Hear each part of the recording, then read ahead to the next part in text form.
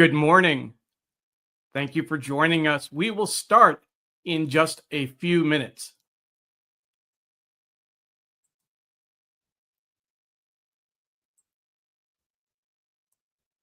To everyone watching the replay, thank you. Please make sure to leave a comment or tag someone if you want us to reply.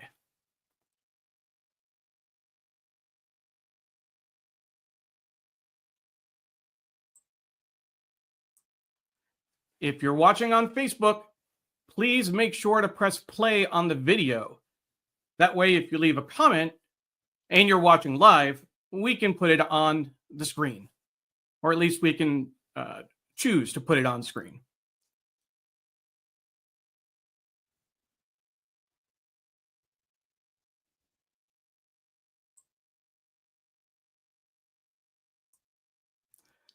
Hello, and thank you so much for joining us for Sri's Sunday New York Times Read Along. Our guest this morning is Amy Virshup, Travel Editor of the New York Times.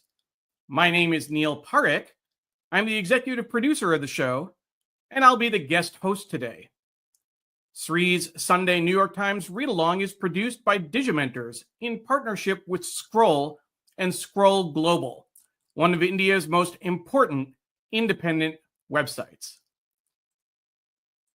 We're live on Facebook, Twitter, LinkedIn, YouTube, Instagram, and our Digimentors website. Please like, comment, share, retweet, do all the things you do to make sure people find the show and to spread it on social media. Let us know where you're watching from by typing in a comment. We'd love to put that on the air. We will be focusing on 52 places to go. You can get a PDF of this special section from the New York Times and gift links from our website. Just go to digimentors.group/NYTReadalong and look for the show with Amy Virshup. We'll look at both the print edition and the online version. This year marks the 20th anniversary of Places to Go. We'll ask Amy about how her team used AI to review the 914 destinations that have made the list over the past 20 years. At 10 a.m. Eastern Time, we'll do a special review of New York Times for Kids. Through a special arrangement with the New York Times, you can download the PDF of this special print-only once-a-month section from our website until noon Eastern Time today. There is no online version of this special report.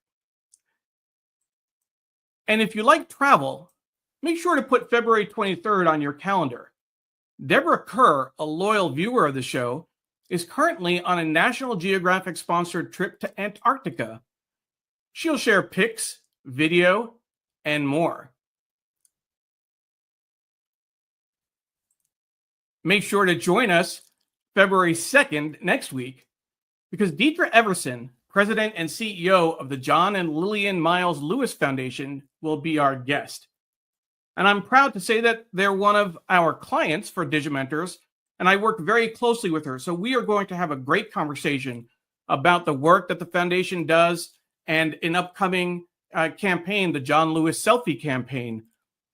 And it's a great way to kick off Black History Month. Sri's Sunday New York Times Read Along is produced by Digimentors, the social, digital, AI, and events consultancy that Sri founded several years ago. Thank you to Muckrack for your longtime sponsorship of the show. We have such a great show planned for today.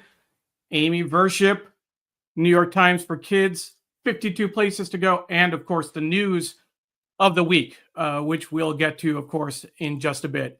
But first, let's go ahead and welcome some of the folks who are watching on various channels.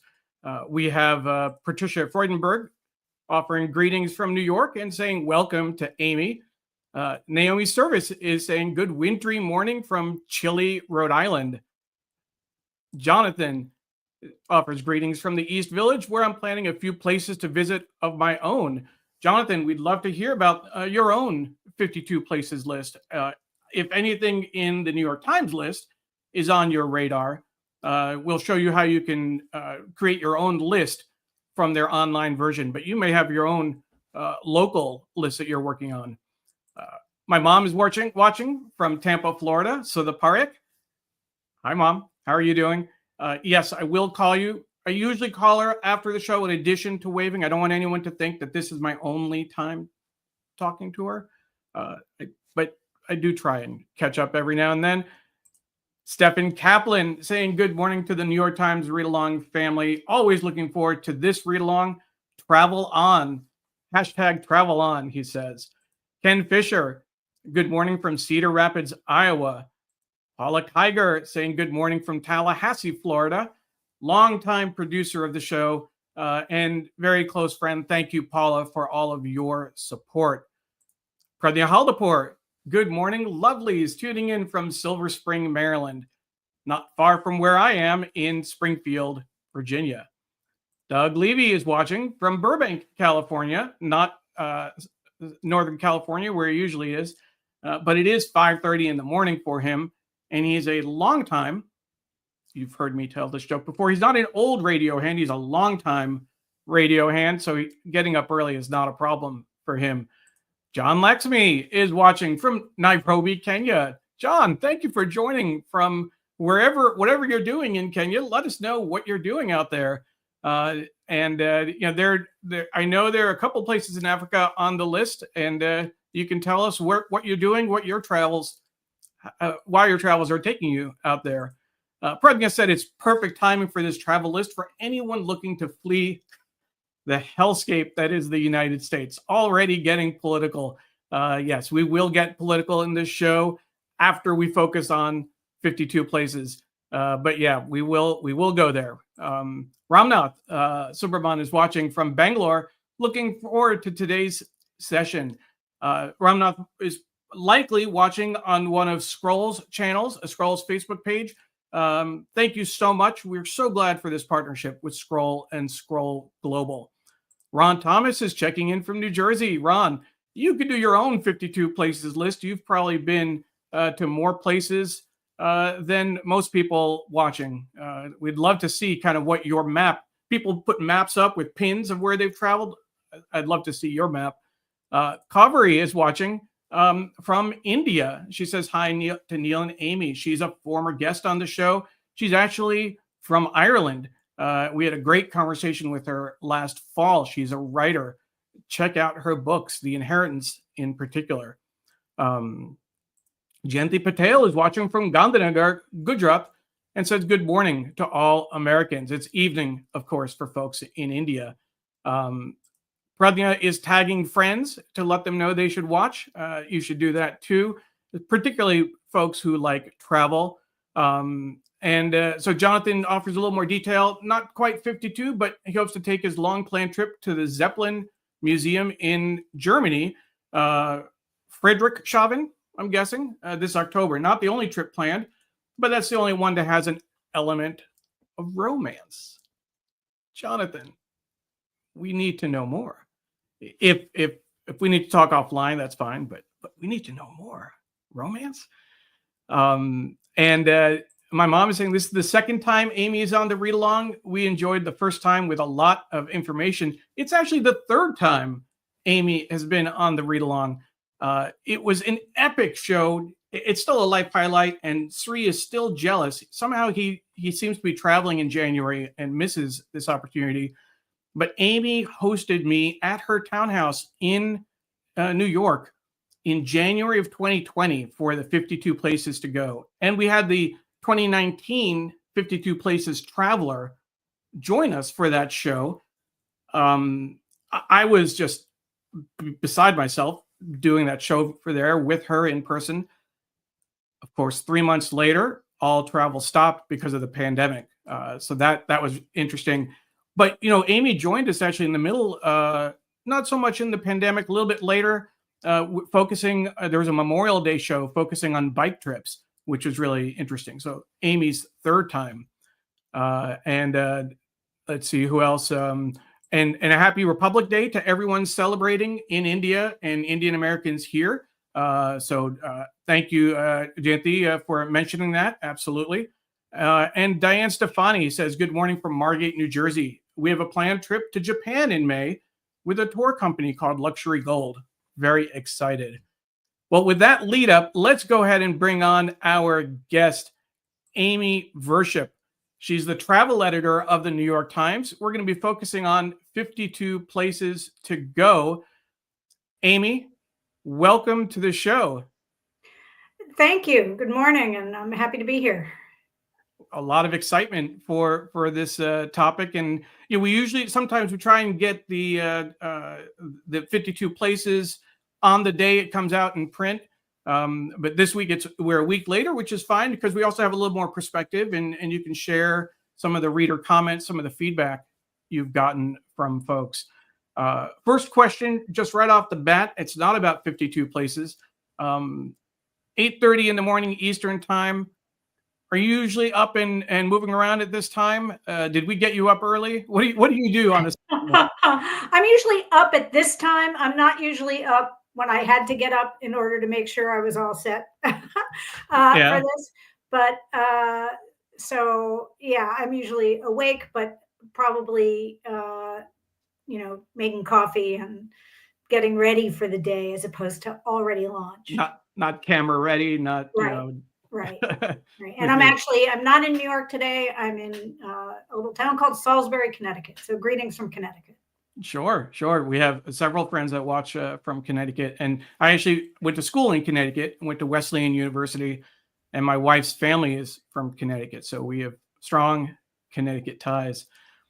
So let's dig right in. We have a lot we want to cover, and we want to make sure we get some reader comments as well. This is the 20th anniversary of the places to go, or what we call places to go now. There was a great recap in the paper that looked at the different covers. We'll scroll through that right now, doing slowly so you can see kind of the different treatments, and then you see some of the online versions as well. This was where we go in 2012. 2010, and then 20 years of places to go. It made its debut in 2005, and the annual the list has changed over time rather. I think that the best graphic from this article is this this global view.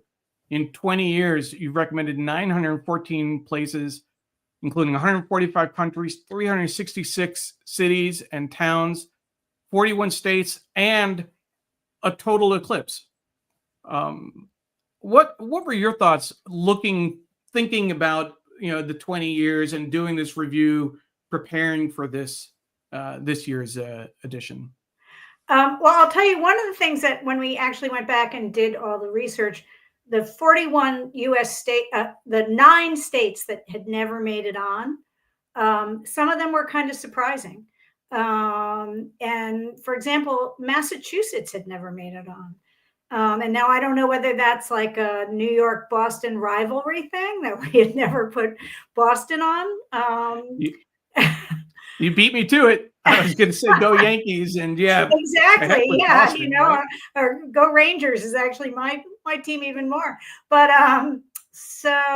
but this year we actually changed that, and we'll get to the whole list later. But we did put Lexington and Concord on this year for the kind of the kickoff to the celebration of the independence. But like Vermont had never been on either, which also took me by surprise. Although I might grandfather Vermont in because they were in the path of totality. So maybe we should have.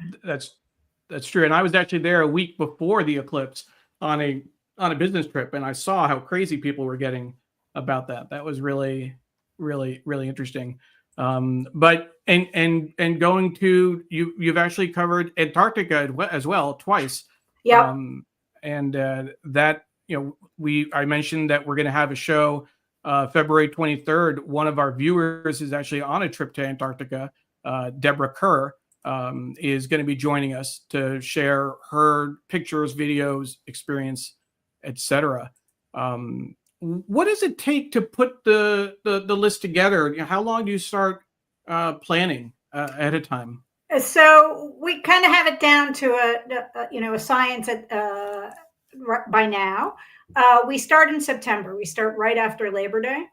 And I send out an email to everybody who has written for us in the past couple of years, all our freelancers. We send it also to the international correspondents for the Times, the national correspondents, asking them where they want to go in the following year. And we do have very specific criteria, which sets our list apart from some other lists that come out, just because we are a news organization. So we're very focused on what is new, what has changed. Is there a big event in a city or country that year that we might highlight? So it's very focused on, okay, why in the particular coming year, as opposed to any time. So for example, we did put New York City for museums on the list this year. New York City is a great place, not only am I partisan, but it's a great place to travel to. Could be on any list kind of any year. But the fact that we had this kind of confluence of museum openings, it put it on the list this year. So then we get back hundreds of responses. We put them all on a big list. And then we start having meetings and we go through them. And as a team, my group sits down and hashes through them. I wouldn't say we argue, we debate, we have, spirited conversations. And then we get the list down to about 60 is our initial cut. And then from there, some things drop off, some things come back on. We start getting photography for the list and put it into shape. The photography is incredible, and we'll definitely get to that. Getting back to this review that you did, the states that have not made the list yet, and Massachusetts was on this year, but Delaware, Iowa, Mississippi, Nebraska, New Hampshire, New Jersey, Vermont, and West Virginia. I'll say that you don't worry about Jersey. You don't need to, no need to go there either. That's just my New Yorker opinion coming through. But in reviewing this, all of this work, and this article is great, by the way, in terms of looking at what was going on in 2004 when you started this project. Right, it wasn't quite 52 or places to go at the time, but this was before Instagram, before Twitter, TikTok, etc., and Facebook groups. But more importantly, I think it's interesting looking at the way it's evolved. 2005, its first list was 38 recommendations for where to go. Kabul was highlighted in 2006. 2007, Yemen, Zambia, southern Albania. Laos was number one. And I'm going to ask a question about this. All of the places are ranked. They have a number associated with them. Does the order matter? Is there some import given to where they fall on the list? No. So the number one place is the number one place. That is the place that we are really highlighting. After that, they're pretty much in order because they have to be in some order. I would say the top 10 are probably a little more weighted, that we want to put those up there. And that may also be because they have such stunning photography. We want to show off some of our photography at the very top of the list. But in general, after number one, they've got to be somewhere. Interesting. 2009, 44 entries, with 13 appearing only online. You talked about President Obama allowing Americans to visit Cuba. That didn't happen until 2011, but this is what it looked like These old screenshots are great, by the way. They're fun to see how the Times website has evolved, and how digital display has just been revolutionized over the 20 years. Now, do you have you saved these along the way, or did you have to use the Wayback Machine to? There was a lot of Wayback going on. There was a lot of Wayback. There was a lot of searching for print copies. Yes, of course. Especially, we moved. The Times moved, and also, we had a pandemic, so it's sort of like, where is everything? Exactly. I actually had the incredible honor and privilege of spending an afternoon with David Dunlap last week, maybe even 2 weeks ago, when I was in the city, and he gave me a tour of the museum, and we did video clips. I'm going to feature it on an upcoming show. We're still looking for the right date to do it, but you need to make sure you get that the 52 places to go in his hands every year. It's definitely part of the history for the Times. No, the museum is so much fun. Absolutely. I was just thrilled. We have also, so 2011, you included Iraqi Kurdistan, even though the State Department warned against visiting the country. 2012, space was a destination. Tell us a little about space being a destination on the list. Well, so that's before my time on travel, but there was a lot of talk at that moment, that it was coming imminently, and that's something that actually can happen. It's happened to us. There are things that are supposed to be happening in the next year, and you want to put them on because they're very exciting, and then things reality interferes. So, for example, we put Egypt on the list. I'm going to forget the exact year, but when the 2020. So when the museum was supposed to open, and it did not open, and it has partially opened since then. And then also around the same time, we put LA on the list for the big Academy of Motion Picture Arts and Sciences Museum. And that, of course, was also delayed. So, sometimes things don't happen on the schedule that you hope they're going to happen to. Sure. I actually lived in Egypt for 2 years, 2003 to 2005. And so we were paying attention to and kind of noticing what they were doing with the Egyptian Museum, moving the capital, outside of the downtown after the Arab Spring, et cetera. So it's really interesting to see how that's playing out, and then how it gets represented in the 52 places to go. 2013, Ireland and New Zealand make the list, and you featured user photos, reader photos, for the first time. Have you done that since? The only time we've done that since is actually the list that we put together in 2020. So the list for 2021, which was a list that we called places we love, or places to love.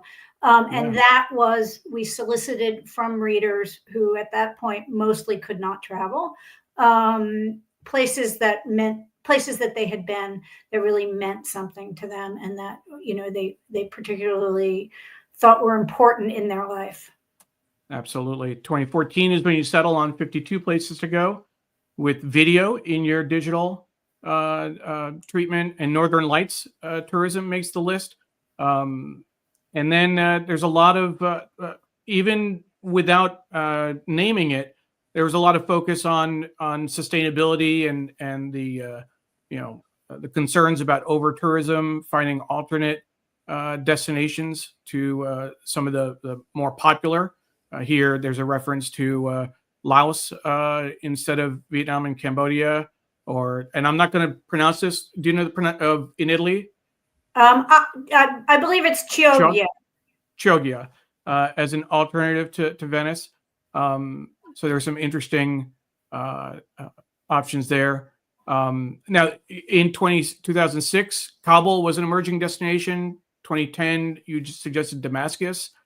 Myanmar made the list in 2012, 2013. What is the conversation like around politically sensitive areas and areas that have been hit by war?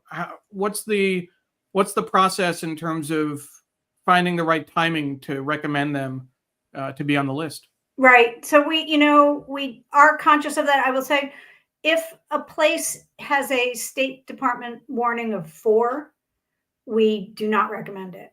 Like, that's off the list. Sure. So, but we try and look at places, so for example, Nicaragua is on this year's list. They obviously have political issues there, and there have been issues of violence there. But if we see a place that where the travelers are starting to go, where tourism has picked up and it's changing and becoming more welcoming to people and has something really special to offer people, we do consider putting it on the list, and we have put those places on the list. And sometimes, and then there are also the places, there are places that have been hit by war. There's also places that have been hit by natural disaster. Sure. So, for example, we have put Maui on the list. We put Asheville on the list this year. So we really try to weigh like interest level and level of change with safety. And sometimes we will put in the item that, this is kind of a more adventurous, edgy place to go if you're thinking of going there. Now, Maui is an interesting case because, and we had gone to Maui, and those are pictures from our trip to Maui behind me on the wall. If we're talking about travel, it was, for me, it was a trip of a lifetime. That's how Deborah Kerr is describing her trip to Antarctica. But we were there in 2022 before the wildfires. And right afterward, there was the message was, don't go to Maui because it's just destroyed. It'll be too disruptive. And very quickly there was a pivot when people realized, wait a minute, we need the tourism. We need the support from the tourism community. So that can also be a challenging kind of decision point of when do you encourage people to go? When is it safe to go? It's almost similar to after natural disaster, when the president wants to go to show support, to focus on an area. You go too soon, you're interrupting recovery efforts. You go too late, people feel like you're ignoring them. Yeah, no, I think that's true. And I mean, I think Hawaii in general is a very interesting place right now in terms of travel, because there has really been an effort on the part of Hawaiians to kind of reset travel. And the feeling has been that for far too long, travel has been what people call extractive. It's taking from the country, and that what it really needs to do is to benefit the country and benefit, not the country in terms of Hawaii, I'm sorry, but the destination, and benefit the destination and work with the destination to to make sure that things are not destroyed, things aren't trampled, and that Sure. the monetary benefits of travel feed out into the community. And there's a very, very strong push in Hawaii for that. And one of the things, to get a little into the weeds on the travel world, there are these things called destination marketing organizations, and they basically are trying to sell their destination and get people to come. And there has been a big feeling that, especially in Hawaii, that just kind of that blanket "come to Hawaii" is not the message to send. And they're trying to come up with a different message that is more modulated and not necessarily like just straight up selling. And that's something that's happening with other destination marketing organizations around the world. 2017, drone footage and 360 degree videos. Jamaica makes its first appearance, and the South Bronx makes the list at number 51. My mom worked in the South Bronx for a number of years at Grand Concourse Hospital. And of course, for folks who are maybe a little older, they'll remember the South Bronx. getting a lot of attention in the late 70s and the presidential race between Carter and Reagan. And it's obviously, had its ups and downs over the years. I do want to make sure folks know, and if you see the ticker on the bottom, you can download a PDF of the 52 places to go, a gift link to this article that we're looking at right now, and more from our website. If you go to digimentors.group/NYTReadalong, you'll find the show with Amy Virshup. Click through and you'll find those links and downloads. I want to get through the rest of this because we still want to talk about the 2025 list. But this is the 2017 treatment online, which is just gorgeous. Yeah. And then we have Jada Wan as the first traveler for 2018. Sebastian Modak, who I had a chance to meet, was a 2019 traveler. And then everything got shut down in 2020. And this is the 52 places to love that you had talked about earlier. And 52 places for a changed world, focusing on sustainability, where travelers can be part of the solution. In 23 and 24, travel has come back. I think you mentioned that it's at pre-pandemic levels now, or even higher than that. Yeah, travel has rebounded and is above 2019, which is incredible. I want to bring in a couple of comments from folks who are watching. Let's see. The first one was scrolling down. Sorry for the delay. It was Patricia who had said she had just come back from a cruise last night. In fact, so cruising is back. Certainly that was down during the pandemic. And Jonathan clarified that he loves Zeppelins. Romance has other meetings, so I'm still intrigued. This might be an offline conversation, Jonathan. Patricia said she's curious about what your thoughts are on cruises and cruise travel.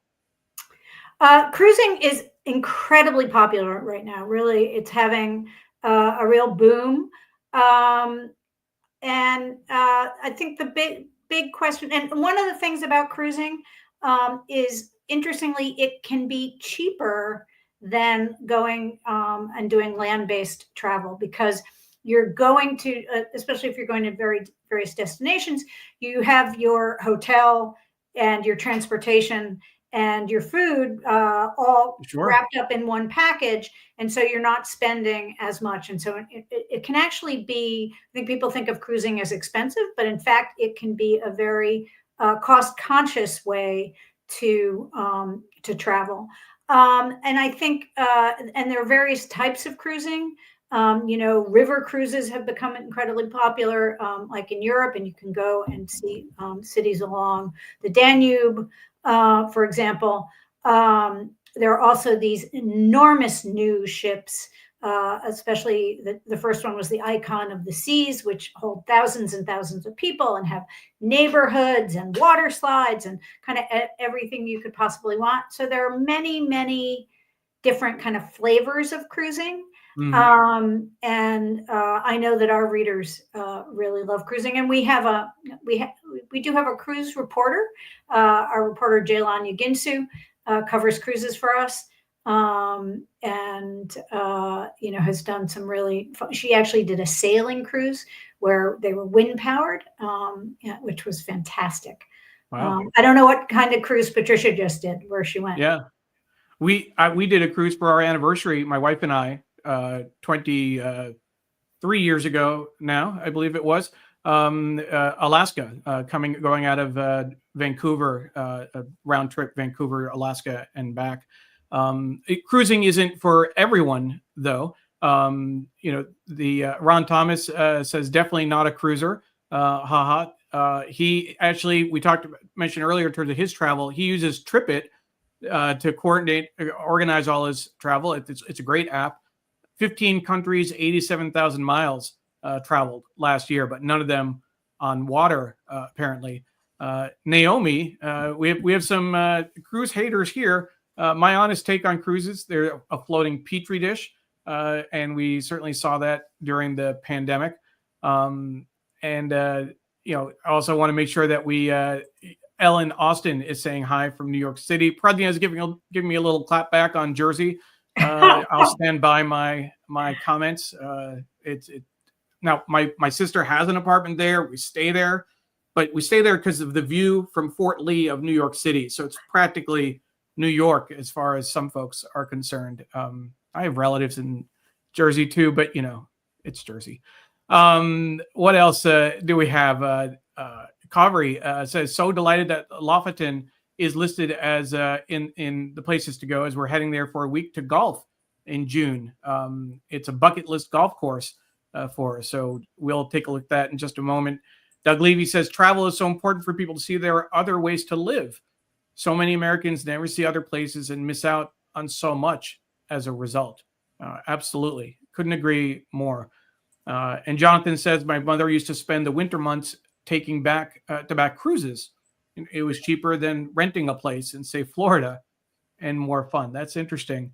And I do know there were some cruises that were being offered. We're gonna go right to the edge of the political conversation, Amy. There are some cruises that were offered, 4-year cruises that would start in January 2025 and bring you back after the current administration was done.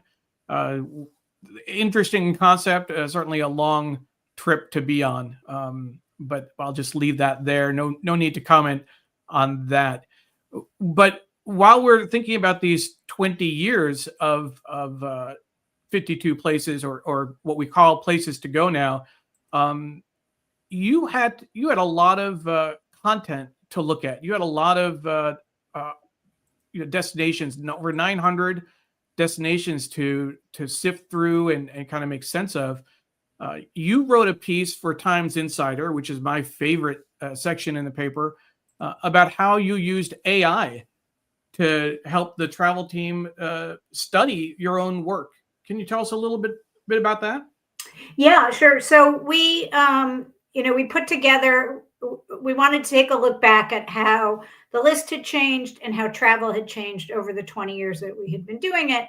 And when we put all the lists together, it turned out it was more than 300,000 words, which the writer who did our essay for us, Tariro Mazezawa, who actually was a travel reporter and is now a freelancer, she was reading through them all. I was reading through them all. Other editors were reading through them all. But, there's a certain limit to how much you can really take in.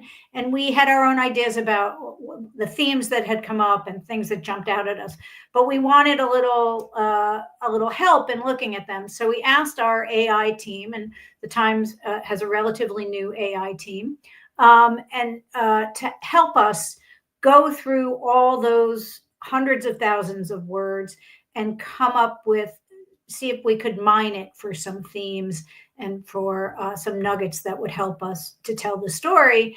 And they did that, and we used a couple of different AI tools. And they, it was kind of a backstop. It was like sort of a computerized backstop for us to say, oh, here, you might have missed this, look at this, and pull out those nuggets for us to pay attention to.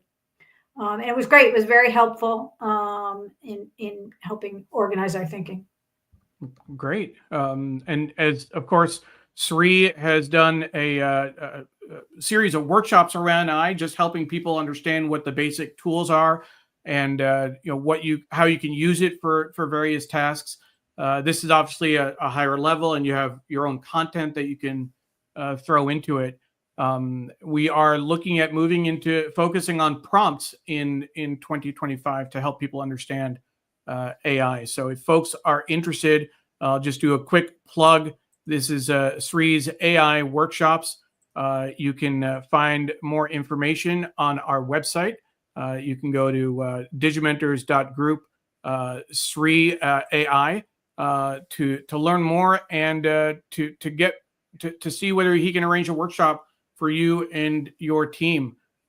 Certainly helping people understand the tools, but this year we're going to take it a step further and see if we can help train people on how to use prompts to get what they need. But getting back to the travel section and AI, I want to bring in a question from Twitter. We have Anita Joe is watching on Twitter, and I'll pull that on the screen real quick. She says to Amy, she's asking, what is the travel prediction for the next 4 years? Can you look out? Where do you think travel is going to go? 4 years is, a hard amount of time to predict for. Sure. Nobody would have predicted the pandemic, a couple of years before it, although maybe somebody did, but most people would not have. I think one of the things is there are a couple of forces working in travel. One is that more and more people are traveling as the world, becomes, other parts of the world become wealthier than they were. Those people also, are traveling. They're, as GDP goes up in a country, so does the ability to travel to other places. And that is only going to continue growing. So that raises the question of over tourism in some places. If there were just more people who want to go, it's not going to get any less crowded. The other thing, of course, and one of the major things that we talk about is climate change and how that's affecting travel. Europe in the summer now, we've had successive heat waves for the past 4 years, I believe. And so thinking about, is that where you want to go? Do you want to go to Western Europe in July and August? Do you want to go there later in, at either end of the season? So I think people are shifting their travel because of that. And they're also, and I think this is a great thing, they're looking at different ways to travel. Train travel has become enormously popular. And especially, Europe has revived a lot of night trains. So you could fly to Europe, and then within Europe, you could take a train to get where you want to, which again is more, forgiving on carbon. And I think our carbon consumption is something we all need to think about. Sure. And to think about our travels as how can we travel in a way that, you're going to use carbon, but is there a way to minimize it? Is there a way to plan your travels so that they're not as damaging? Sure. More comments coming in, and we're going to turn to the list in just a moment. Mitra Kalita, thank you for watching, Mitra. Thrilled that you included Assam on the list this year. So that's great. Naomi is saying don't diss the Jersey Shore. And yes, I'll make an exception for the Jersey Shore. We have spent time in Avalon. It's the rest, most of the northern part, often the Turnpike. We can talk about it later. Patricia is sharing. I'm going to just say this is you on Jersey. I'm not jumping. Oh, no, I'm not bringing you into that at all. Don't worry. We're not going to bring you into politics. We're not going to bring you into Jersey. Don't worry. Every now and then go away, have a little relaxation for when you come back to your work. Your judgment will be sure. Go some distance away, because then the work appears smaller and more of it can be taken in at a glance, and a lack of harmony and proportion is more readily seen. Leonardo da Vinci. I need a vacation if that's the case. I need to get out of here. Doug Levy hadn't heard of the 4-year cruises. Interesting idea. And Nandita says, as a food and lifestyle writer, I wonder if you have thoughts on how, or the risk of these lists, do they risk over promoting a destination when a local community is tired of tourists? Asking the question based on a competitor's world best destinations to do. And I think we talked about that earlier in terms of the focus on sustainability and the kind of some of the direction that you've taken, that tourism is taken, and the importance of being mindful and demure of when you travel and what you're doing there. Dr. Tachi says, good morning from Fort Lauderdale. We had a great show with Dr. Tachi last week from Miami. If you missed that, definitely find that. Sri was in person live from Miami with Dr. Tachi was a great show. Thank you so much for doing that. And just a few more comments. Ellen says, my parents loved cruises. We went on many. She doesn't like them now. While fun, I have no control over food. You can have umpteenth meals a day, and we went to practically all. It was like a running feast. The food never stops. Ron Thomas, I had someone at a dinner party in Dubai who said that the USA citizens have the lowest rate of passports. Interesting. Do you know anything about that, or have you looked at that data? I wouldn't want to say whether it's the lowest absolute rate. That I don't know, but Americans do have a lower rate of holding passports than many other countries. I mean, it's gone up in recent years, but a lot of Americans never leave the United States. Sure. And then we have Doug is saying he's planning a train trip from Chicago to San Francisco.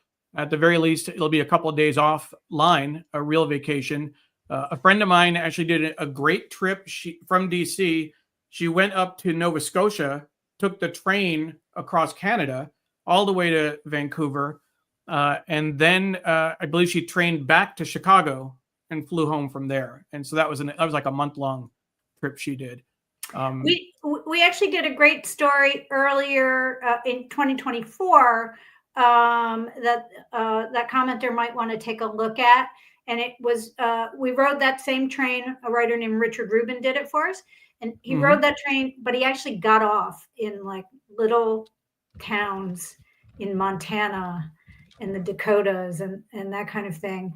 And kind of took a taste of like what, because most people just get on the train and go, Chicago to the West Coast, but he actually got off and sampled what there was in these various towns along the way. It was very nice. And there's your ticket lets you get off and then continue on. There we go. And a beautiful, beautiful photograph. Beautiful photograph. 4,000 miles, 6 small towns, a whistle-stop tour of America. Most people ride Amtrak's It's the Empire Builder goes Chicago to Seattle. Yeah, Chicago, Seattle. And the writer hopped off to explore a few remarkable places.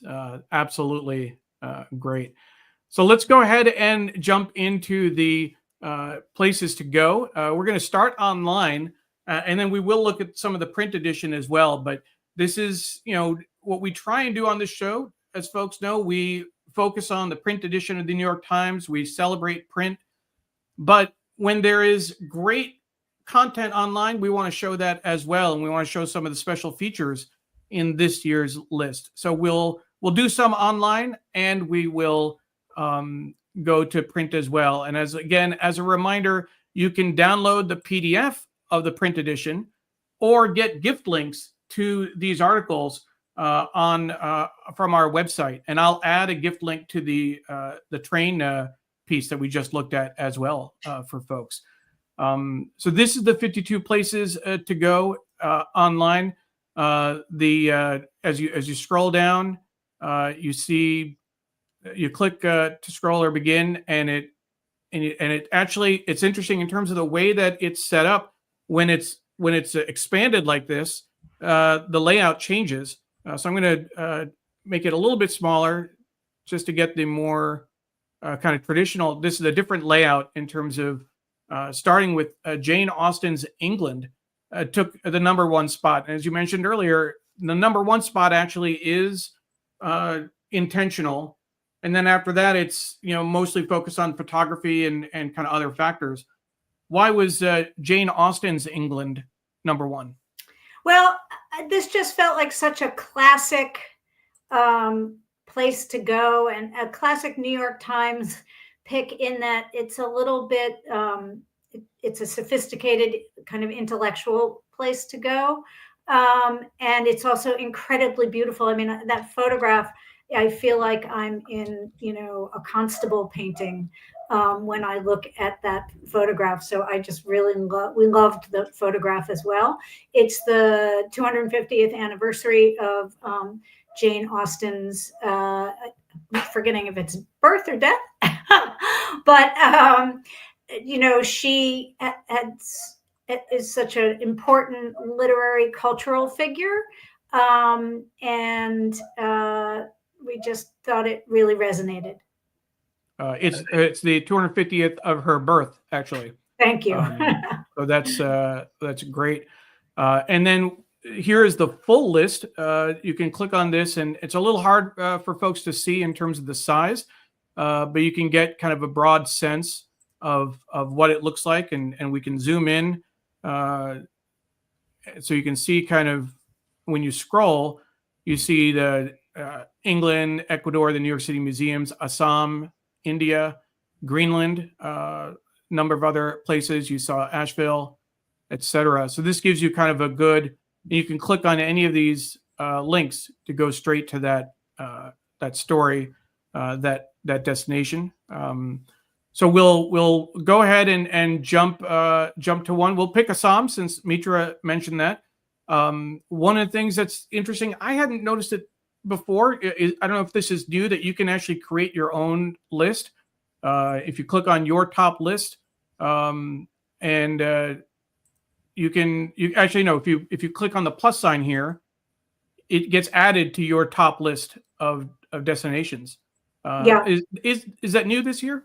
Yes, that was new this year, and that's really exciting. And we hope people are going through and creating their own lists and saving them so that they can go back and and actually visit perhaps these places, and or share their lists with their friends, their traveling partners, and say, okay, let's go to this place or that place. Sure. And on the side, there's a link. You can copy the link specifically to this piece, which is nice. You can close the text on the side to feature the photography, which is so important and really does bring a place to life. But the video as well.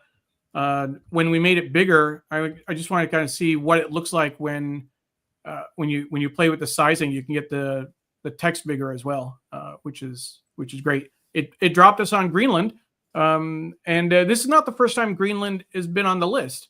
Right. And from reading it, it looks like there are now nonstop flights from Newark Liberty to they'll Greenland. Be starting in June. They just expanded their airport. It's actually new. They built a new international airport in the capital. They will have nonstop flights starting in June from Newark, and they are trying to, they're seeing, Iceland. Iceland was a place that very few people went 20 years ago. I went to Iceland about 26 years ago because Iceland Air ran these very cheap winter excursions where you could go for very, very little for a long weekend to Iceland. And I thought, oh, that's cool, I'll go. But at that time, very few people went to Iceland. Now it is an amazingly popular destination. And I think Greenland is looking at Iceland and saying, hey, we have, incredible scenery and winter aurora tourism and all those things. And we want to get a little piece of that. Here is the full list again, and we'll just jump around. If folks have a particular destination they want to ask about or want us to spend a little time with, we will. I want to look for Lofoten, that Kaveri mentioned, and I'm not seeing it on the list. Let's see if I can find it. It's scanning there. Real quickly. Say again. It's there. It's there. I'm sure. There we go. Lofoten Islands, Norway. It's another northern destination with the northern lights. Gorgeous, absolutely gorgeous. And so this is the northern lights come up in the list every now and then. They certainly do. Yeah, Northern Lights tourism has become incredibly popular, and we actually did an article just a couple of weeks ago about how Northern Lights tourism has largely been driven by digital photography, because before digital photography, it was very hard to take pictures of the Northern Lights. You had to Sure. really know what you were doing as a photographer, and especially if you were shooting on film, of course, you're not knowing exactly what you're capturing. And it was very difficult. And the move to digital photography has made it much, much easier for people to share images of the Northern Lights. And in fact, as someone who has gone on a Northern Lights tour, I will tell you that they often are more, the digital photography concentrates the images, and what you see with your naked eye is not often as spectacular as you see in the camera. It can be. There are times when there's a really, really amazing display, but if you have kind of a mild display, you'll see it better in your camera than you will, and then now in your phone, because phone cameras have become so good, than you will to the naked eye. And what's interesting is that the Northern Lights over the last year or two have been visible in more southern latitudes. It was cloudy when, here in DC on the days that we might have seen it.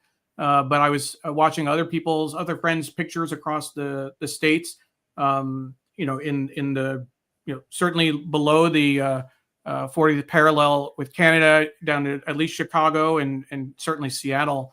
As far as photography, I wonder if it's a similar thing. I've taken a lot of pictures of sunset, and I know that, when I'm looking at the sunset, when it looks brilliant to the naked eye, it's already too late for the camera. That you almost have to take the picture when it doesn't look as gorgeous for the camera to get a gorgeous picture. Is that what you're talking? Is there a similar thing there? It's actually kind of opposite. One of the things that the camera can do, of course, is that you can set a longer exposure. So like your eye is only seeing what's there, at the moment, whereas the camera can take and concentrate what it's seeing if you do a longer exposure. And I actually, I was in Norway in October when there was a big Northern Lights display, and we saw them. I was on a fjord in Norway, and we saw them up in the air. There was kind of this pink tinge, and of course, then when I looked through my phone, it was even more intense. And then, of course, all these people posted photos from Queens. Like in the Times the next day, there were photos that people had taken in Queens, New York, of the Northern Lights. So I was a little bit disappointed that I was all the way in Norway, and they had seen them even more intensely than I had. And that's a picture of the hard copy, which we'll get to in just a moment. We certainly don't want to forget that. And sorry about my audio switching over, so we'll just fix that real quick. And change the camera so you can see a little bit more. So the other spots on the list, I want to bring in a couple comments. Calvary says Austin Land was a great choice. And Naomi says that touring the Canadian Rockies, and it's a long comment, my apologies, touring the Canadian Rockies years ago on the Rocky Mountaineer, stopping in the Kamloops, the ginseng capital, where I saw a dinner theater show about the founding of Kamloops. Breathtaking scenery. She shares a link to that in her comment on Facebook. Mary Curtis, former guest on the show, a journalist, columnist with CQ Roll Call, based in North Carolina, talks about recovering from the sustained cold in Charlotte, and she endorses the idea of Asheville, which needs a lot of tourist support since Hurricane Helene. Thanks for the nice escape to end this crazy week. And we talked about the idea of putting destinations after natural disasters, bring them up. So with Asheville, right in the lead sentence, Asheville experienced a crushing blow in late September with Hurricane Helene, causing catastrophic flooding. And I actually spent a weekend in Asheville. I had a colleague of mine at United Way who lived there, and I went there after a conference. Asheville is ready for tourists? Yeah, I mean, it was interesting. You had asked before about putting on places that might have been conflict zones or something like that. But and we also talked about natural disasters. Now, Yeah. Asheville was actually on our. We had been leaning towards doing Asheville prior to the hurricane because as I said, we start our list like right after Labor Day, and it had been proposed because it's been such an up and coming great destination in general. And then the hurricane hit, and we kind of put it on the back burner and thought, maybe not. Maybe it's not going to be ready for people, and they're not going to want people. But as it moved along, we felt that enough had come back and reopened, and that the local sentiment was turning to be, yes, there could be some revival of tourism. And so we decided to go ahead and put it on. That's great. That's great. We have just a reminder, a programming note for folks. We will be continuing with Amy focusing on New York, the 52 places to go for a little bit. The discussion is just too great. A lot of great comments coming in. We will get to the paper, but then at 10 a.m., we will do a special look at New York Times for Kids. So just as a reminder, you can get the New York Times for Kids from our website. The PDF is available to download before noon Eastern time today. So go ahead and go to our website and download that. We'll add the links into Facebook in just a moment, Facebook and LinkedIn. And stay with us. Amy will have to leave at 10, but we'll stay on for another 15 minutes or so to take a look at New York Times for Kids. Always a special treat to look through that section. As far as other comments are concerned, and we'll get back to the list. Let's see. It was Deborah had a great question for older or homebound folks. Do articles on virtual tours, local urban tours, etc. How to organize photos and memories from past trips? All great ideas for features in the travel section. But have virtual tours ever made the list? Is that something that has come across your radar? They've never made the 52 places list, but we did during the pandemic. We did a lot about virtual travel because that's the only kind of travel people could do. So we focused on that a lot, and we do occasionally do virtual stuff. Not so much, but we certainly do local urban tours. We do New York tourism. I mean, one of the things, and I'll just the word local can be a difficult one because, the New York Times now has 11, I think we're now at 11 million subscribers. And those are digital subscribers. And a lot of them are no longer necessarily in the New York area. We have a tremendous number of subscribers who are in California. We have a lot of subscribers who are out of the country entirely, big presence in Europe. So it's like trying to define local becomes more difficult for us because people are all over the world.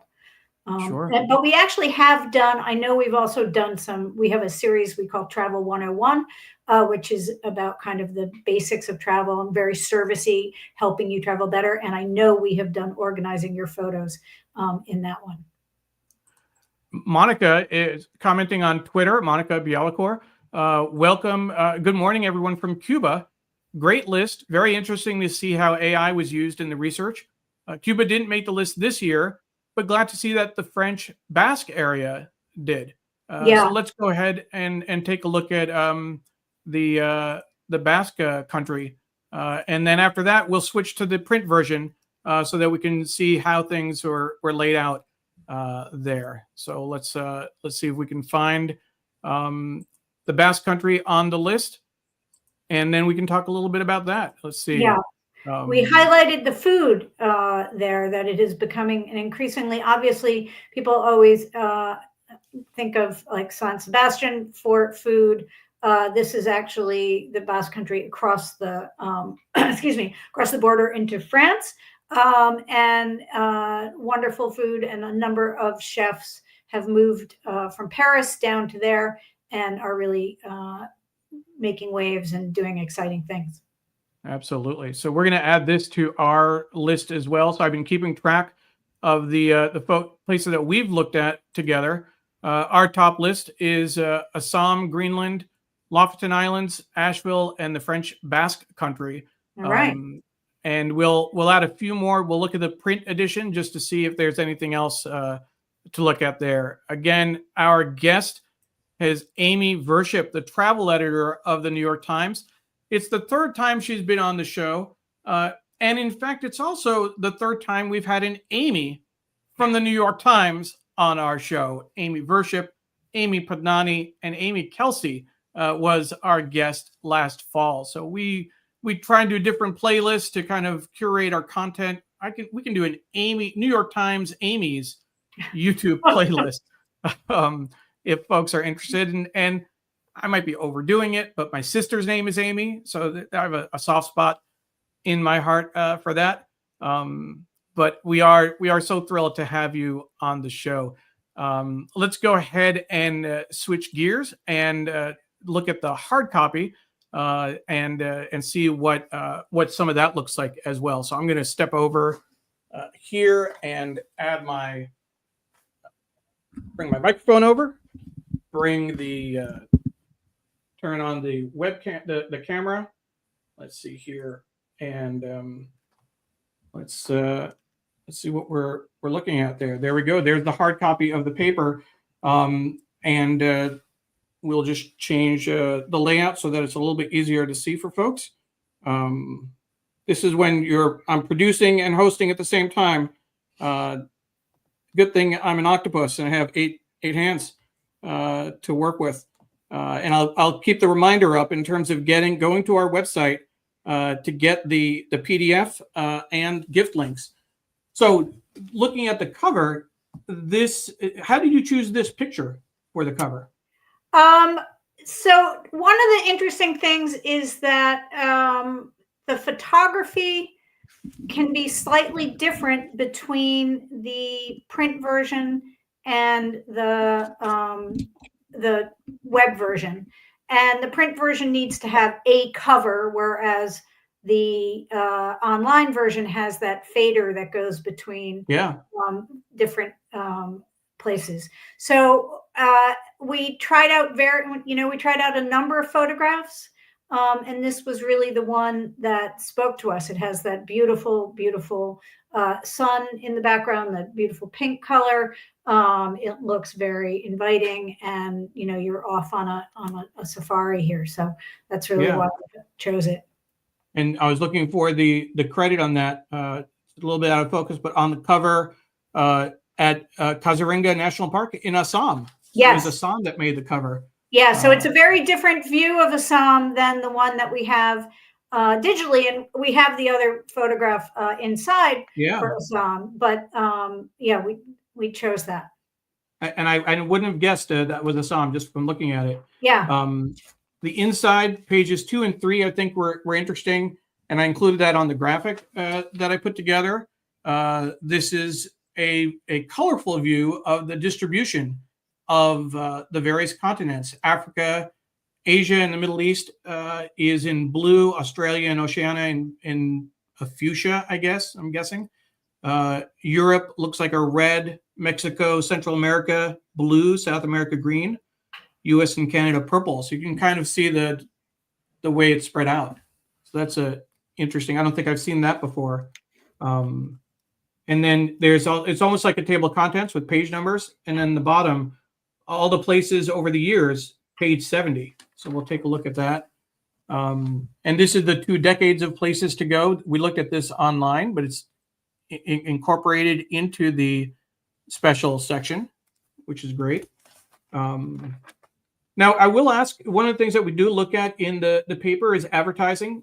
We think of it as a good thing, particularly when we see full page ads. People still think it's relevant to advertise in the paper. This is we think that's good too. We think it's good too as well. And and I'm just going to answer a quick question. My mom's asking, what color is India? India is under Asia, so all the blue, or turquoise maybe, are the blue. Assam, India. This is Thailand, etc. But getting back to the ads, this is, we always want to clarify. You don't do anything with the ads. That's a separate team. There's a Chinese wall between you and advertising, correct? Yeah, I didn't see those ads until I picked up the section myself. Sure. Always like to clarify that for folks who might be wondering. So this is Jane Austen's England, the #1 destination on the list, and gets a 2-page spread, which is nice. We have the New York City museums and the Galapagos Islands. So that's the other thing to think about in terms of when you're looking at the hard copy. You're more likely to go in order and flip through, right? Assam is number 4, White Lotus, Thailand, number 5. And again, now after the first few, with the kind of the better photography toward the front, the numbers don't matter as much, right? Right. We don't like to think of it as the better photography. Just there might be some things that are really stunning and look great together. More stunning, but there's certainly stunning photography all the way through, I think. Of course. Sydney, Australia, in terms of talking about stunning photography, is this their metro? Yeah, that's the new part of their metro. And actually, one of the interesting things is this is a case where we used a different photograph. Online, we used what is called a cinematograph, which is a kind of looping short video. And it showed another aspect of the metro, which is it has this color. It's an art installation with these changing colors. And so we use that. But of course, that doesn't translate onto the page. So we use this, which I think is equally stunning. Sure. This is Portugal on the left, Angola and Hamburg. Yeah, that Hamburg building is just wild. Yeah. And that was built during the Second World War as a shelter, a bomb shelter. Wow. Nicaragua and Dolomite Mountains. We're back to Asheville, which we looked at online. And I want to put in a comment from Dr. Tachi. Tourism after natural disasters, when ready, is very important. Those of us in the D9 sororities and fraternities made it a point to hold our national conventions in New Orleans after Katrina. Of course, when New Orleans was ready, of course. Right. And New Orleans is on our list this year, and of course had the horrible New Year's Day attack. And that was, I mean, I would assume that New Orleans was in the process. You'd kind of put the list together. You said you started working in September, so presumably New Orleans, would have been, the list may have been finalized by the holidays. Did you have any thoughts about keeping it on the list or taking it off the list because of the attack? Did that influence your conversation? No, we decided that we would leave it on. I mean, we talked about it, but we very quickly decided we would leave it on, but we did acknowledge the attack in the text. Mm. And Mary Curtis says that my husband's grandfather immigrated from Kristiansand in Norway to New York City in the 1890s. Would love to see why it's on the list. So certainly. The reason it's on the list is this building in the foreground is a new museum there, built in an old grain silo. And I don't know if people have been to Cape Town, but there's also an incredible museum in Cape Town built in an old grain silo. And this is a stunning new museum, and there's some other great architecture there. And that's why we put it on the list. Interesting. Lexington Concord gets Massachusetts on the list for the first time, a tribute to the shot heard around the world. And the 250th anniversary of the signing of the Declaration of Independence. April 19, 1775 was when those battles were fought. So that's a nod to history there. Yeah, I think there's going to be a big competition for 26 of who's going to own the American Revolution. You could do a whole 52 places just on yes, in terms of revolutionary destinations, sites. like where should you go? And New Jersey might have a claim. It might have a few places, I guess. Maybe. I don't know.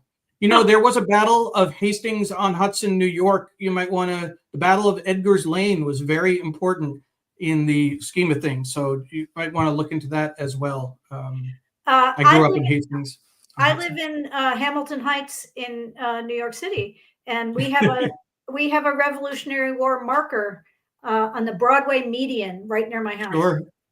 We had my 7th grade history teacher used to do slideshows of these markers.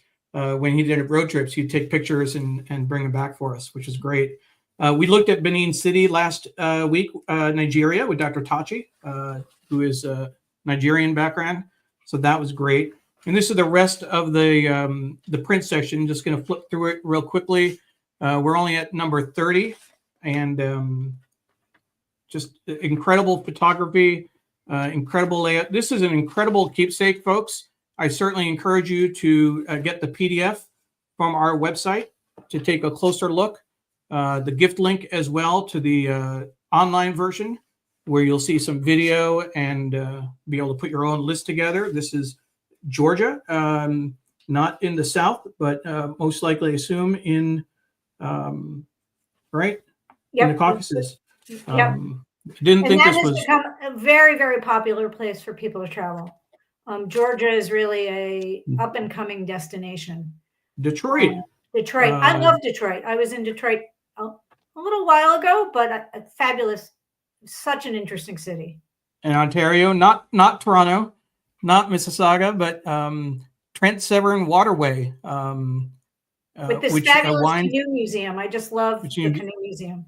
The new museum, yeah. So Montserrat in Spain, Western Australia, Washington, D.C. That might make next year's list, I would assume, with the 2006 with the anniversary. The cycle route in Sicily, Peru, China on the right. This is Abu Dhabi on the left. I actually was in Dubai in November for a conference. I got to meet Ron Thomas in person, which is great. Milan, Bulgaria, Rotterdam, and Montserrat. And then the last page has this. Over 20 years, we recommended almost 1,000 places. These are the cities, towns, countries, and parks that have made the annual list since 2005. And it uses the same color scheme in terms of green being South America, blue, Mexico, Central America, Caribbean. Europe is in red. Australia, Oceania, the Arctic, and Antarctica in fuchsia. Asia is blue. US and Canada is purple. And Africa is this orange on the right. So that's a great graphic as well. We have taken this to 948. One of our longest features, but I think it was absolutely worth it. The comments, the engagement was great. Amy, thank you so much for spending the time with us. We're going to take a quick look at the paper, and then we'll just ask you to stay for 10 more minutes before we let you go. But we want to make sure folks see what's in the New York Times. Michael says, glad I caught some of this last minute before heading to the travel show today. We'll try to listen to more of this later. Absolutely. It's a great reminder for folks that if you did join us late, you can, when we're done, you will be able to watch the show from the beginning on Facebook, on Twitter, on LinkedIn, on YouTube, and our Digimentors website just a few minutes after we finish. We will be finishing about 10:15 or so, 10:20 maybe. And it's certainly worth watching. And as a reminder, gift links and the PDF are on our website for you to download. So take a look at that. So real quickly, the front page, probably all we'll have time for. Maybe I'll try and scan through the different sections. The front page, shattering the bounds of the Oval Office, from mass pardons to DEI snitches, Trump's first days defying norms. It is hard to believe that it's been just been 1 week under the second Trump presidency. And for folks who are not fans of President Trump, and I'll count myself among them, it's been just a whirlwind of crazy things you never thought could happen, rolling back DEI, for example, trying to fire the inspectors general, etc. It's just been incredible. The display story, Danielle Gabot was among the four Israeli soldiers, all women, who were released on Saturday and brought back to Israel from Gaza. We saw that last week. The first hostages were released. Another 4 were released. I think it was yesterday. Hamas releases 4 more hostages. There's the article. Soldiers are exchanged for 200 Palestinians. Here's a photograph pardoning violence against police offender officers. Many January 6 rioters were caught on video gruesomely attacking officers with weapons like stun guns, baseball bats, and chemical sprays. President Trump freed all of them anyway. That's another thing that happened in the first week. The technology that could fuel Trump's immigration offensive. That's certainly something to look at. And the oligarchs that he's surrounding himself with. Marijuana pushed to limit in a race for profits. High THC, low prices, and curative claims still shy on proof. A vivid window into life in the Middle East, drawn open by a French cartoonist. That is interesting as well. As we bring the show, to a close in terms of the newspaper, looking at the front section, I want to make sure folks know about next week's show. Our guest will be Detria Everson. She is the president and CEO of the John and Lillian Miles Lewis Foundation. I am proud that in my work for Digimentors, they are one of our clients. February 21st would have been John Lewis's 85th birthday. So she'll share some of the plans of how the foundation is planning to recognize and celebrate his birthday, and also their work in honoring his legacy throughout the year. So you definitely want to join us next week. Detria Everson will be our guest. Continuing on with the front page, one of the things I always note is that here in Washington, D.C., we had a great conversation with Michael Connors at the end of the year. Amy, have you had a tour of the plant before? I have not. I really want to go to there's a plant in Queens that I really want to go to. College Point. Yeah. You definitely should organize that. Get your team out there if you can. It was the thrill of a lifetime. I went as part of my birthday celebration last year and a half ago. That week, Mike Connors actually picked me up from home on the way down to the city, gave me a tour.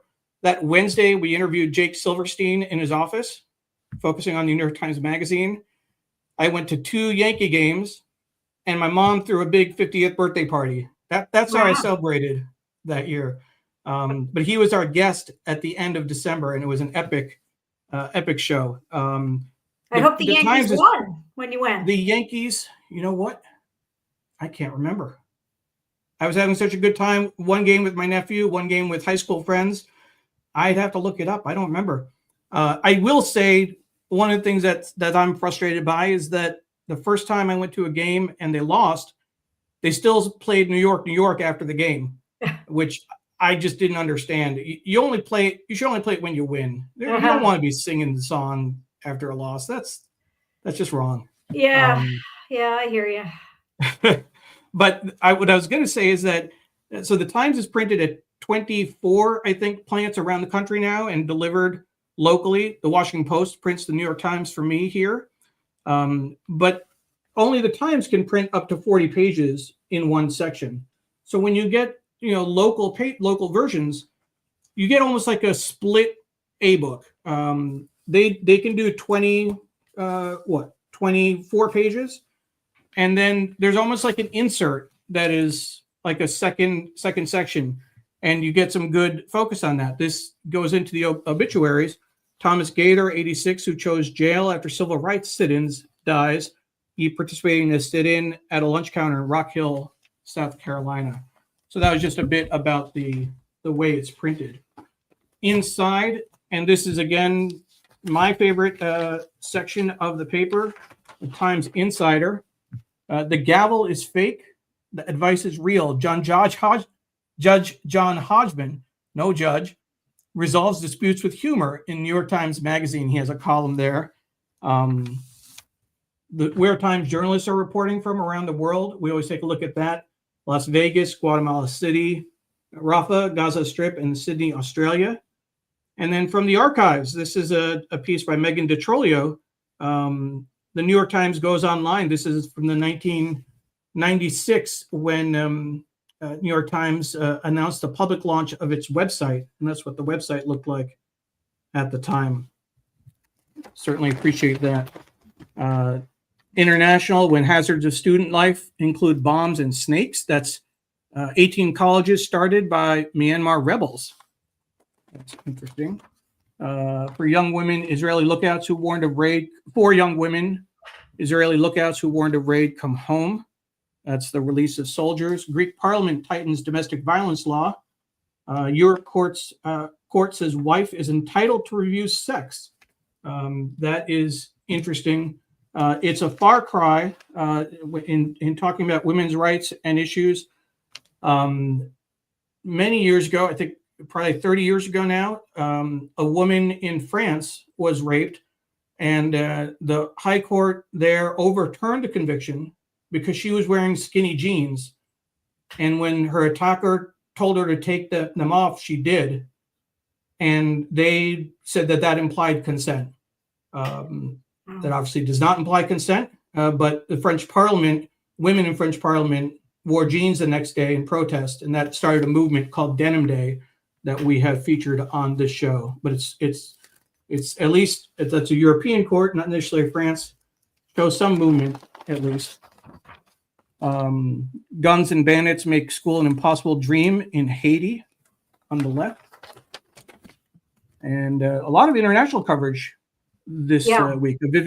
This is the window into the Mideast drawn by a French cartoonist, and French cartoonists have certainly raised the ire of many with the editorial cartoons over the years. Very famously, this was what, 5-6 years, maybe 7 years ago, Amy? Yeah, I think it's longer than that. The Charlie longer Hebdo. even? Yeah. Yeah. Maybe 10 years. So here's the national section. Surreal first days for a transgender lawmaker. Delaware's voters were ready for Sarah McBride, but some Republicans in Congress were not. Once again, Trump vows to declassify Kennedy files. He's also talking about declassifying records from King's assassination. Here's some interesting graphics. You'd be curious what it looks like online. Who are the millions of immigrants Trump wants to deport? Some interesting pie charts there, and some graphics. So we'll want to take a look at that later. This is the article on cannabis. And a big 2-page spread inside. Growing competition pushes the limits of legal cannabis, giving a lot of real estate to that. And then more on Trump's pardons, and the continuation of the first day story about Trump and the policies. We did not spend as much time as I would have liked on Trump this week. There would have been a lot to cover. We could have done a whole show just on that. I will encourage folks to join us February 9th. Nirmal Ghosh, a former guest on the show, is going to be joining us. He wrote a book called Backlash. He's a reporter in DC for the I believe that a Singapore-based paper, Straits Times, I think. But he wrote a book about Backlash, kind of the international view on Trump, and we will certainly spend more time on that show talking about President Trump. So real quickly, just so folks get a sense of what's in the paper, the Sunday Opinion. A legacy of lies. Nearly 7 million Americans live with Alzheimer's. Why is the effort to find a cure riddled with fraud? That's interesting. Sunday Business focuses on a startup claimed it could cure cancer. Then patients began dying. And a question, make sports a major. Game on, some professors say. Sunday styles, when your son goes MAGA, so politics comes to the style section. Some liberal parents face an unexpected challenge, how to talk to their children who voted for President Trump. Arts and leisure, again, with the big photography, you can't tell what the article is. Less craziness, more manure. Tom Green, ex-prankster extraordinaire, now lives on a 150-acre farm and is ready to return to the spotlight. The book review, The Death of a Dream in the Containment. The law professor Michelle Adams recounts the failed legal effort to integrate Detroit schools and the case's ongoing relevance today. That'll be a good pairing to the Detroit feature in the 52 Places to Go. Yeah, I read this review online of this book. It sounds like a fascinating book. Oh yeah? Yeah. Now, you said you like Detroit. Do you have Detroit ties? Are you from? I have no Detroit ties whatsoever. I went for a weekend trip I guess it was 2 years ago now, and I thought the city, Detroit is a place that it seems perennially, people always talk about Detroit coming back, and it has so much to offer.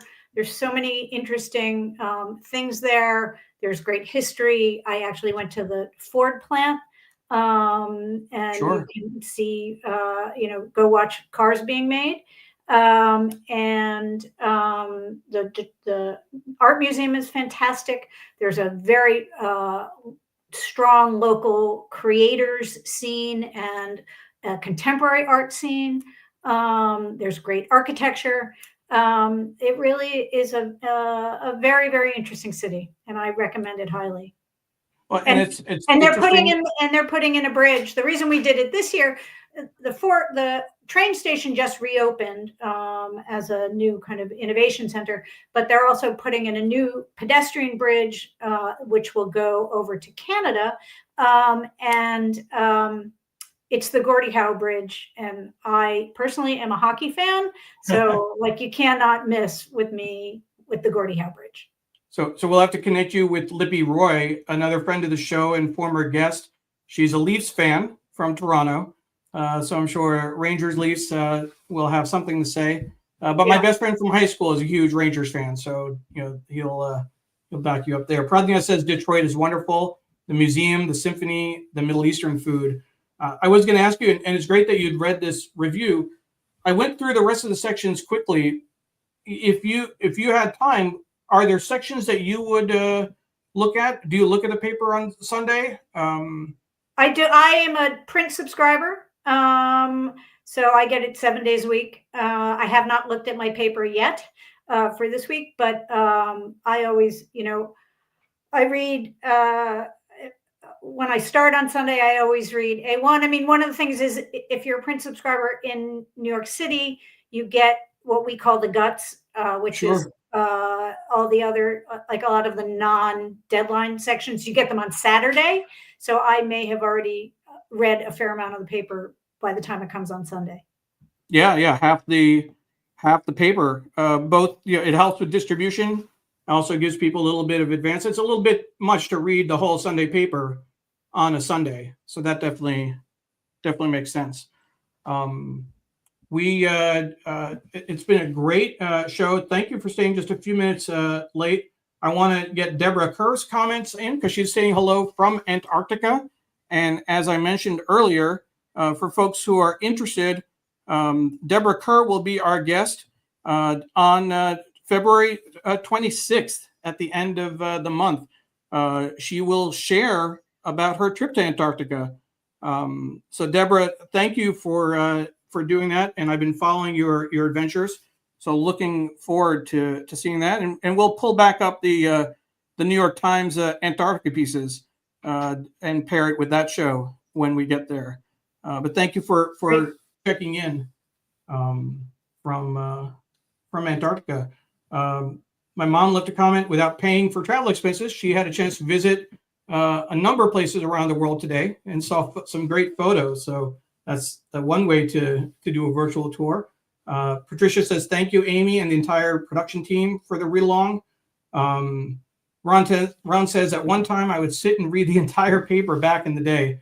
Can't even fathom that today. And Ellen says, I'm a print subscriber as well. Love the New York Times. Dr. Tashi says, thank you. Deborah says, it's lunchtime in Antarctica now. So she's enjoying lunch. Amy, I want to thank you again for joining us. Jonathan says it was a delightful show and section. Thank you. Folks, I want to make sure you know that we are going to continue for another 10 or 15 minutes with the New York Times for Kids, which you can download from our website, the PDF. But we will let Amy go. And again, thank you so much for the insights, your repeated visits to the show. And we look forward to seeing what 2026 brings us. Maybe, I mean, I know it's creating more work for you, but a special section, just for the America portion of that list. That would be an interesting way to go. Yep. Well, thank you so much for having me on, and thank you to all your guests for their comments, and it was great to hear from everybody. Great. Thank you, Amy. All right. Thank you. Bye. Bye-bye. That was Amy Virshup, travel editor for the New York Times. What an incredible conversation we had with her. I want to get in a comment from Instagram. Prabodh says, Happy Republic Day to all of our Indian viewers. We had wished folks a Happy Republic Day earlier. Again, we are going to be looking at the New York Times for Kids for a little bit. You can download the PDF from our website. Just reaching for my mic. From our website until noon Eastern time today. So I certainly encourage you to do that. And I want to remind folks, if you didn't get a chance to watch, on Thursday, Melissa Lutke was our guest on Shining Light on Shadows, a candid conversation about mental health. Melissa is a former guest on the show. We interviewed her in the fall about her book, Locker Room Talk, her lawsuit against Major League Baseball to get access to men's locker rooms when she was a reporter in the 70s. But she shared for the first time her story about clinical depression. For decades, she kept quiet about it. She didn't even tell close friends. But she, in anticipation of the show, she wrote a Substack about it. We shared it on our website, and she spoke about it for the first time on our show. So encourage you to check that out if you get a chance. You can get Shining Light on Shadows is on my website. I will share that in just a moment. Here's the information. Shining Light on Shadows airs the second and fourth Thursdays of the month. And you can find her episode on my website, neilparekh.org /Shining Light on Shadows. So take a look at that when you get a chance. It's one of the best shows we've had. And I felt, particularly proud because it was the work that we did inspired her to share her story. So you can't ask for more than that. So now we are going to take a moment and switch gears. Hopefully you'll stay with us for a few minutes to look at the New York Times for Kids. You can download the PDF from our website until noon today. So definitely encourage you to do that. Download it, share it with friends, share it with family. You won't be disappointed. And I do want to bring in, just because we got a comment that I'll put on the screen real quick. Naomi, Melissa's Substack was phenomenal. Is phenomenal and very moving. So thank you. Thank you, Naomi. Michael says, since childhood, there's been nothing like the Sunday New York Times. I certainly agree. I grew up getting the little blue bag on my driveway and miss the fact that the Post doesn't put it in a blue bag, but it still does the trick. Deborah says, a friend of hers wrote a great kids book, Except Antarctica. Check it out. We'll put that in mind for our show coming up with Deborah Kerr. So with that, we will go back to the paper and go look at the New York Times for Kids, and share that with you, and then we'll finish the show after that. Again, you can download the New York Times for Kids from our website before noon Eastern time today. So definitely encourage you to do that. Share it with folks that might be interested. It's an exclusive that we're allowed to share with folks. It's a print only special section, and we are always grateful that the New York Times allows us to share it on our site. So let's get back to the paper, and we'll put that on the screen. And there we go. So let's get the New York Times for Kids front and center. Transition takes a little bit more work. My apologies. Hopefully folks are still with us. And Ellen, right off the bat, it's not just New York Times for Kids, it's the New York Times for everyone, or I'm a kid. What's always great is that the New York Times for Kids has a editor's note at the top that says this section should not be read by grown-ups. So we certainly flout that suggestion every time. And we always dig into it because there's some great content in the New York Times for Kids, and it's good for adults to see as well, because they frame a lot of the work, a lot of the journalism. Dino's Rule is the cover, and you can see some dinosaur feet sticking out. When you lose your home to wildfires, again, that's something adults would need to read. Cell phone bans are sweeping schools. 3 cheers for snot.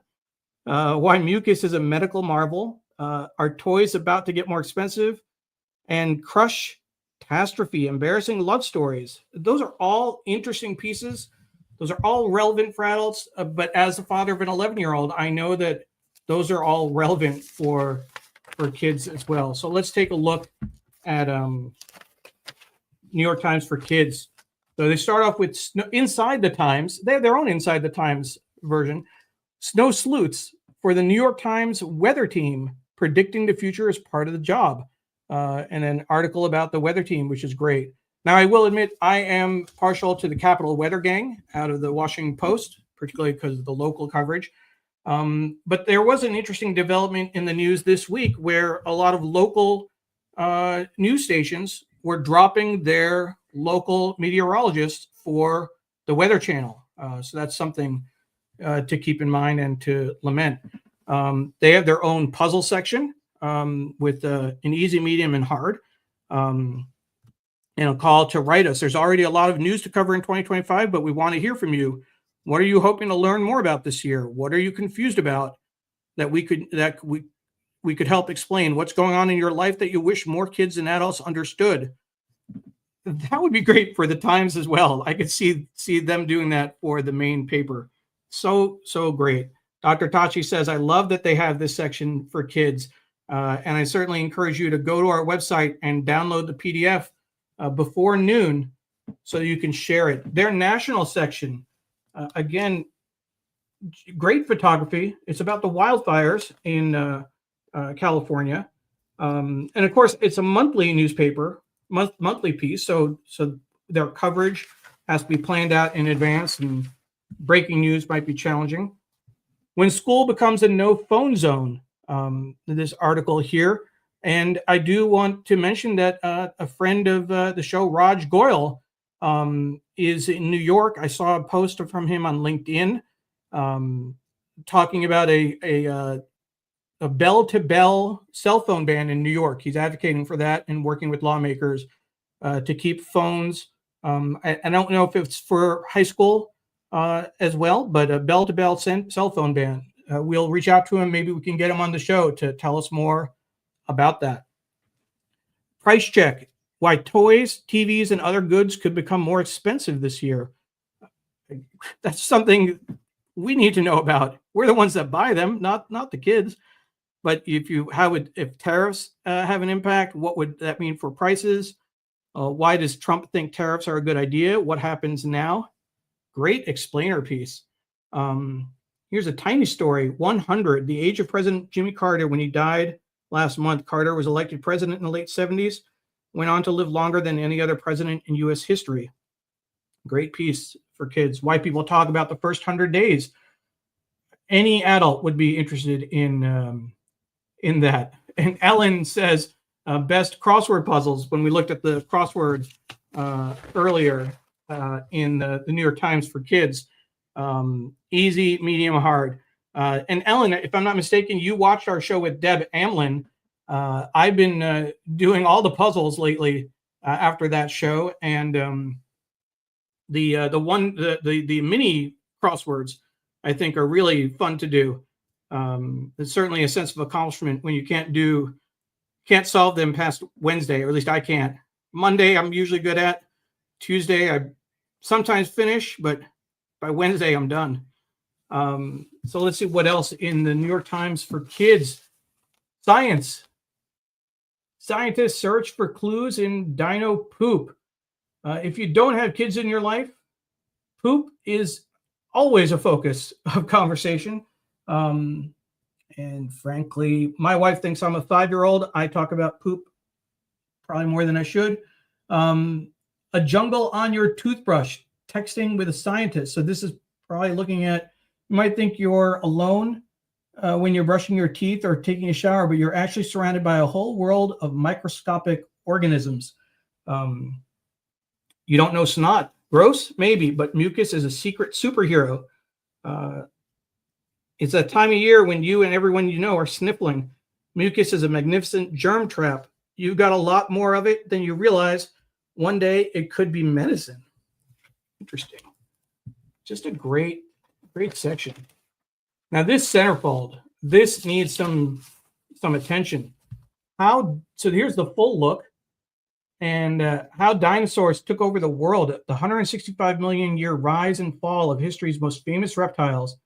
It's a timeline from 252 million years ago to 201 million, 14500, focusing on Niosaurus on the left in the blue, the Cryolophosaurus, Microraptor in the middle, this bird-like thing, all the way down to more recognizable Stegosaurus and let's see,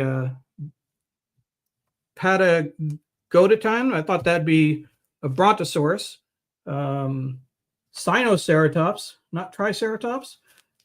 Just interesting. If anyone likes dinosaurs, if you know anyone who likes dinosaurs, this is worth it just for this centerfold. And if you print it out, that'd be a nice poster for someone. Okay, so my most embarrassing moment, Crush Edition. A Secret Santa fail, busted by a book, an engineering disaster. So some personal stories. I will say though that my understanding is that there is a trend in middle school. There is an account someone has on like YouTube, or some kind of a hashtag called ships, where someone anonymously posts who they think should be in a relationship with someone or who they think is. It's incredibly embarrassing, incredibly invasive. It's bordering on bullying. So this is something that hopefully maybe the New York Times for Kids will write about at some point. But it is definitely a concern for folks. My daughter has not been the subject of that from what I can tell so far, but others, I think they're friends of hers who have been.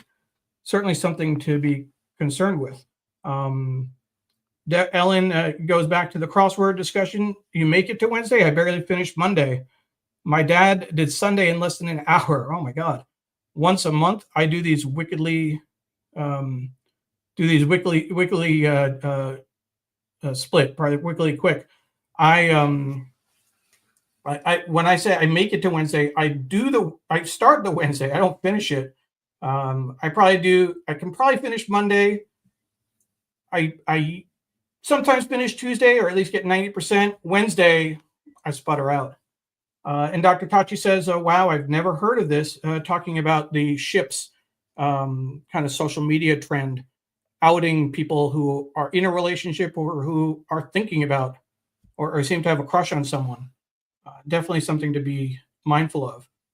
Again, you can download the PDF for the New York Times for Kids from our website until noon today. So definitely check that out. I love the opinion section. And this gives you a sense of who their audience is. Age range, 10 and 9-year-olds. Let's see. That looks like it's all 9 and 10-year-olds on this page. Sometimes I think I've seen it between 8 and 13 as well. And Ellen, the solutions to the crossword are here as well. So you don't have to wait too long to get your answers. But here are some opinions. Let's just take a few. Penny Hantke, isn't 5 days of school too much? Wouldn't 4 days be better? My daughter says that all the time. We could spend time with family and friends. We could sleep in, and we could go on our screens. If we had Friday off, it would make everybody happier.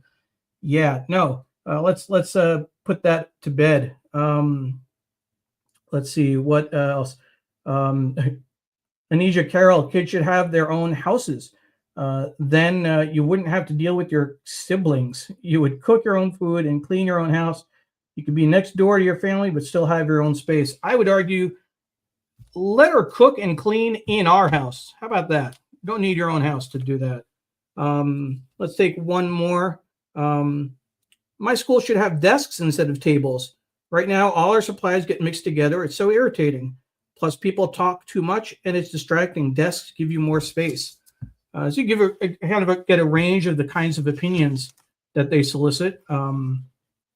I think it's great if a kid gets their opinion printed in the Times, that would just be incredible. And Dr. Tachi says, yes, it would work if they gave businesses Fridays off. That's always a challenge in terms of coordinating the school schedule with a work schedule, particularly up north. When you have snow days and delayed start. With the snow in DC last week, school was closed Monday, Tuesday, Wednesday, Thursday, because they couldn't get the ice off the sidewalks and bus stops, and a 2-hour delay Friday. We could handle it because we're home, but for some people, I know it's a huge, huge problem. And that is the New York Times for Kids. Their quote on the back, a drawing by Sophia G. Of a tiger. She's 10. And then Joseph T.'s quote, people should stop hunting tigers for their fur, for fun, and for medicine. Imagine if you were a tiger free in the wild and then boom, you are shot for your fur. How would you feel? Absolutely. Wisdom from kids. No question about it. Again, New York Times for Kids. Dino's Rule is the cover.